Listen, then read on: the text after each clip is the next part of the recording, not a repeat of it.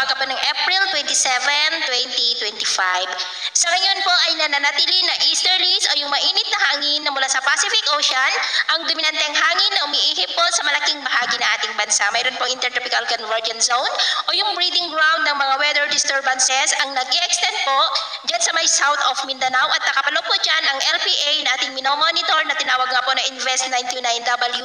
habang nasa layo po ng 335 kilometers southeast ng General Santos. Mayroon pa pong isang shallow LPA mula po dito sa kumpol ng kaulapan na nandito sa labas ng ating area of responsibility sa may southeast of Mindanao at kung titingnan natin na mabuti, posibleng mula rito sa sirkulasyon nito sa labas ng ating PR nagbabanta na mabuo ang maaring bagyo na papasok sa ating area of responsibility sa susunod na mga araw at tatawagin na bagyong Auring kung hindi po yan malulusaw kaya atin lamang babantayan ang development ng LPA at ang kumpol ng kaulapan na nandito dahil marami pa po ang mabiglaang pagbabago. At ito nga ang pinapakita ng forecast model nating ginagamit hanggang po sa susunod na 2 linggo. At sa lagay ng ating panahon, ngayong madaling araw ay maayos ang panahon sa malaking bahagi ng ating bansa, pero may chance pa rin ng mga isolated rain sa may Lobo, Batangas, southern part ng Quezon, Camarines Norte, Catanduanes, Romblon, Marinduque, Calapan, ilang bahagi ng Palawan, Capiz, Escalante, Cebu,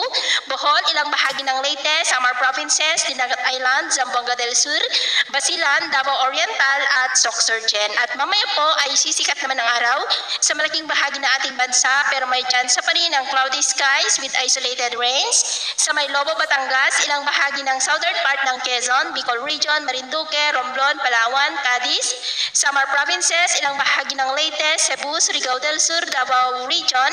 at Sarangani. At mamayang hapon po posible pa rin ang cloudy skies with isolated rains ilang bahagi ng Bicol Region, Palawan, Panay Island, Bacolod, Tagbilaran, Leyte, Samar Provinces at malaking bahagi ng Mindanao. Kaya kung lalabas po tayo sa ating matahanan, ugaliin lamang po natin lagi ang magdala ng kahit anong panangga natin sa init ng araw at proteksyon na rin po sa mga biglaang buhos ng ulan. At sa atin naman po mga baybayin, wala naman po tayong nakataas na namang gale warning signals pero iba yung pag-ingat lamang po kung papalaot tayo para po mas makaiwas sa mga sakunang